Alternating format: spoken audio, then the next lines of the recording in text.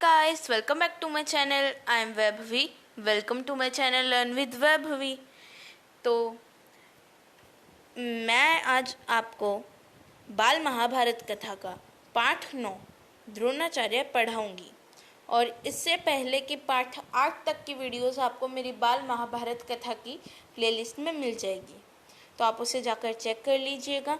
और अगर आप मेरे चैनल पे नए हैं तो आप मेरे चैनल को जल्दी से जल्दी सब्सक्राइब कर दीजिए और बेल आइकन दबा दीजिए, ताकि मैं जब भी वीडियो डालूं आपको सबसे पहले पता लग जाए। तो चलिए बिना किसी देरी के चैप्टर शुरू करते हैं। हमारा जो पार्ट 9 है उसका नाम है द्रोणाचार्य। आचार्य द्रोण महर्षि भरद्वाज के पुत्र थे। पांचाल नरेश का पुत्र द्रुपद भी द्रोण के साथ ही भरद्वाज आश्रम में शिक्षा पा रहा था। दोनों में गहरी मित्रता थी। ये जो नाम आए हैं यहाँ पे, द्रोण, महर्षि भरद्वाज, द्रुपद और आगे भी जो भी नाम आएंगे, जैसा कि मैंने आपको अपनी पहले वाली वीडियोस में भी बोला, उन्हें अच्छे से याद रखिएगा, क्योंकि इससे रिलेटेड एग्जाम में बहुत ज़्यादा क्वेश्चंस बनते हैं। दोनों में गहरी मित्रता थी।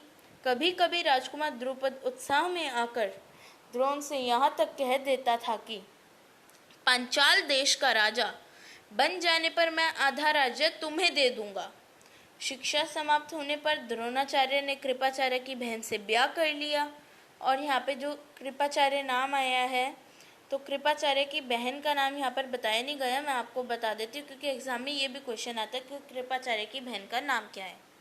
तो कृपाचार्य की बहन का नाम कृपि है। उससे उनके एक पुत्र हुआ जिसका नाम उन्होंने अश्वत्थामा रखा। द्रोण अपनी पत्नी और पुत्र को बड़ा प्रेम करते थे। द्रोण बड़े गरीब थे। वह चाहते थे कि धन प्राप्त किया जाए और अपनी पत्नी व पुत्र के साथ सुख से रहा जाए। उन्हें खबर लगी कि परशुराम अपनी सारी संपत्ति गरीब ब्राह्मणों को बांट रहे हैं, तो भागे भागे उनके पास गए। लेकिन उनके पहुंचने तक परशुराम अपनी सारी संपत्ति वितरित कर चुके थे। वितरित का मतलब है बांट चुके थे, और वन गमन की तैयारी कर रहे थे। द्रोण को देखकर वह बोले, ब्राह्मण श्रेष्ठ, आपका स्वागत है, पर मेरे पास जो कुछ था वह मैं बांट चुका हूँ। अब यह मेरा शरीर और धनुर्विद्या ही है। बताइए मैं आपके लिए क्या करूं? तब द्रोण ने उनसे सारे अस्त्रों के प्रयोग तथा रहस्य सिखाने की प्रार्थना की। परशुराम ने प्रार्थना स्वीकार कर ली और द्रोण को धनुर्विद्या की पूरी शिक्षा दे दी।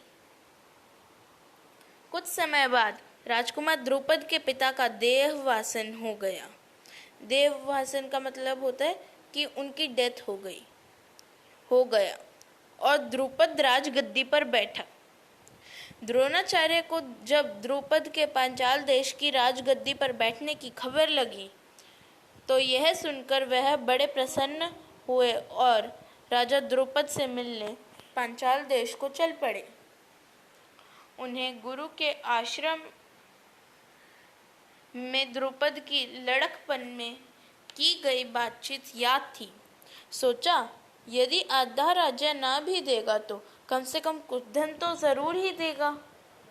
यह आशा लेकर द्रोणाचार्य राजा द्रुपद के पास पहुंचे और बोले, मित्र द्रुपद, मुझे पहचानते हो ना?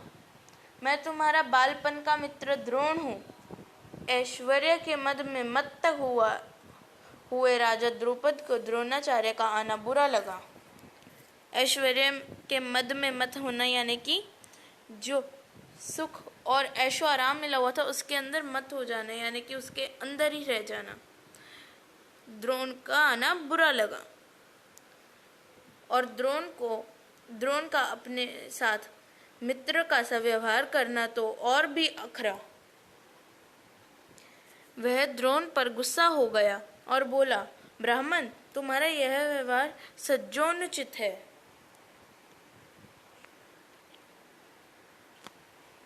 सज्जोनुचित नहीं है।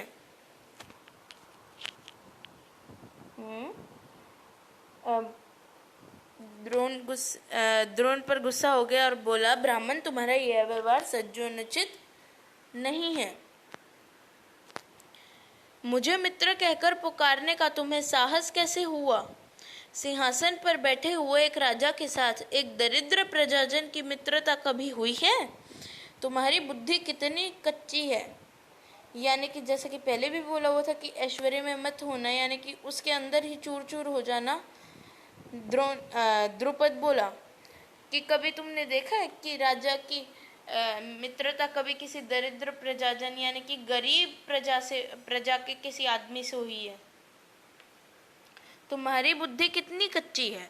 लड़कपन में लाचारी के कारण हम दोनों को जो साथ रहना पड़ा, उसके आधार पर तुम द्रुपद से मित्रता का दावा करने लगे। दरिद्र की धनी के साथ, मूर्ख की विद्वान के साथ और कायर की वीर के साथ मित्रता कहीं हो सकती है? मित्रता बराबरी की हैसियत वालों में ही होती है। ऐसे द्रुपद ने द्रोणाचार्य को बहुत ज्यादा बोला। जो किसी राज्य का स्वामी न हो, वह राजा का मित्र कभी नहीं हो सकता। द्रुपद की इन कठोर गर्वोक्तियों को सुनकर द्रोणाचार्य बड़े लज्जित हुए और उन्हें क्रोध भी बहुत आया। उन्होंने निश्चय किया कि मैं इस अभिमानी राजा को सबक सिखाऊंगा और बचपन में जो मित्रता की बात हुई थी उसे पूरा करके चैन लूंगा। वह हस्तिनापुर पहुंचे और वहां अपनी पत्नी के भाई कृपाचार्य के यहाँ गुप्त रूप से रहने लगे। एक रोज हस्तिनापुर के राजकुमार नगर से बाहर कहीं गेंद खेल रहे थे कि इतने में उनकी गेंद एक कुएं में जा गिरी। युधिष्ठिर उसको निकालने का प्रयत्न करने लगा तो उनकी अंगूठी भी कुएं में गिर पड़ी। सभी राजकुमार कुएं के चारों ओर झांक झांक कर देखने लगे, पर उसे निकालने का उपाय उनको नहीं सूझता था। एक बार कृष्ण वर्ण का ब्राह्मण मुस्कुराता हुआ यह सब चुपचाप देख रहा था। राजकुमारों को उसका पता नहीं था। राजकुमारों को अचरज में डालता हुआ वह बोला, राजकुमारों, बोलो, मैं गेंद निकाल दूं तो तुम मुझे क्या दोगे? ब्राह्मण श्रेष्ठ, आप गेंद निकाल देंगे तो कृपाचार्य के घर आपकी बढ़िया दावत करेंगे। युधिष्ठिर ने हंसते हुए कहा। तब द्रोणाचार्य ने पास में पड़ी हुई सीख उठा ली और उसे पानी में फेंका। सीख गेंद को ऐसे जाकर लगी जैसे तीर और फिर इस तरह लगातार कई सीके वे कुएं में डालते गए। सीके एक दूसरे के सिरे से चिपकती गईं। जब आखिरी सीख का सिरा कुएं के बाहर तक पहुंच गया तो द्रोण ने उसे पकड़कर खींच लिया और गेंद निकल आई। सब राजकुमार आश्चर्य से यह करतब देख रहे थे। उन्होंने ब्राह्मण से विनती की कि युधिष्ठिर की अंगूठी भी निकाल दीजिए। द्रोण ने तुरंत धनुष चढ़ाया और कुएं में तीर मारा। पल भर में बाण अंगूठी को अपनी नोक में लिए हुए ऊपर आ गया। द्रोणाचार्य ने अंगूठी युधिष्ठिर को दे दी। यह चमत्कार देखकर राजकुमारों को और भी ज्यादा अचरज हुआ। उन्होंने द्रोण के आगे आदर पूर्वक सिर नवाया और हाथ जोड़कर पूछा, महाराज, हमारा प्रणाम स्वीकार कीजिए और हमें अपना परिचय दीजिए कि आप कौन हैं।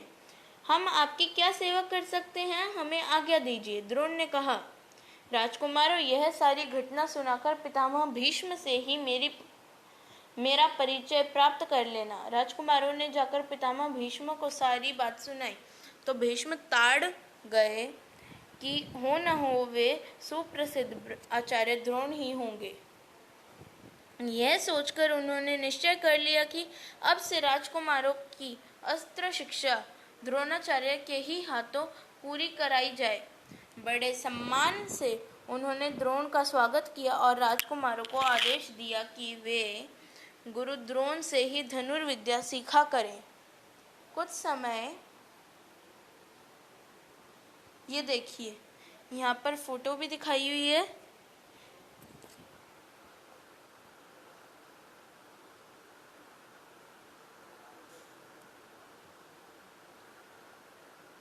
जिसमें द्रोणाचार्य, ये द्रोणाचार्य हैं जो धनुष कुएं में मार रहे हैं, और ये सारे बच्चे दिखाए हैं।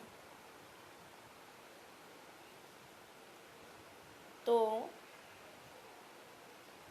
बाद जब राजकुमारों की शिक्षा पूरी हो गई तो द्रोणाचार्य ने उनसे गुरु दक्षिणा के रूप में पांचाल राज द्रुपद को कैद कर लाने के लिए कहा। उनकी आज्ञा अनुसार पहले दुर्योधन और कर्ण ने द्रुपद के राज्य पर धावा बोल दिया, पर पराक्रमी द्रुपद के आगे वे न ठहर सके, हारकर वापस आ गए। तब द्रोण ने अर्जुन को भेजा। अर्जुन ने पांचाल राज की सेना को तहस नहस कर दिया और राजा द्रुपद को उनके मंत्री सहित कैद करके आचार्य के सामने ला खड़ा किया।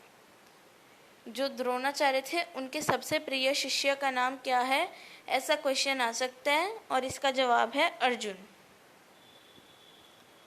द्रोणाचार्य ने मुस्कुराते हुए द्रुपद से कहा, हे वीर, डरो नहीं, किसी प्रकार की विपत्ति की आशंका न करो। लड़कपन में तुम्हारी हमारी मित्रता थी, साथ साथ खेले कूदे, उठे बैठे।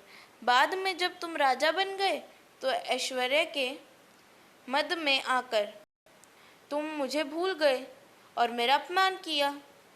तुमने कहा था कि राजा ही राजा के साथ मित्रता कर सकता है, इसी कारण मुझे युद्ध करके तुम्हारा राज्य छीनना पड़ा, परंतु मैं तुम्हारे साथ मित्रता ही करना चाहता हूँ, इसलिए आधा राज्य तुम्हें वापस लौटा देता हूँ, क्योंकि मेरा मित्र बनने के लिए भी तो तुम्हें राज्य चाहिए ना। मित्रता तो बराबरी की हैसियत वालों में ही हो सकती है। द्रोणाचार्य ने इसे अपने अपमान का काफी बदला समझा और उन्होंने द्रुपद को बड़े सम्मान के साथ विदा किया। इस प्रकार राजा द्रुपद का गर्व चूर हो गया, लेकिन बदले से घृणा दूर नहीं होती। किसी के अभिमान को ठेस लगने पर जो पीड़ा होती है उसे सहन करना बड़ा कठिन होता है। द्रोण से बदला लेने की भावना द्रुपद के जीवन का लक्ष्य बन गई। उसने कई कठोर व्रत और तप इस कामना से किए कि उसे एक ऐसा पुत्र हो जो द्रोण को मार सके, साथ ही एक ऐसी कन्या हो जो अर्जुन को ब्याही जा सके। आखिर उसकी कामना पूरी हुई। उसके धृष्टद्युम्न नामक एक पुत्र हुआ और द्रौपदी नाम की एक कन्या। आगे चलकर कुरुक्षेत्र की रणभूमि में अजेय द्रोणाचार्य इसी धृष्टद्युम्न के हाथों मारे गए थे। तो ये था हमारा चैप्टर द्रोणाचार्य। अगर आपको ये वीडियो अच्छा लगा हो तो इस वीडियो को लाइक कीजिए, शेयर कीजिए और मेरे चैनल को ज़्यादा से ज़्यादा सब्सक्राइब कीजिए। तो मिलते हैं अगली वीडियो में। Thanks for watching. Bye bye.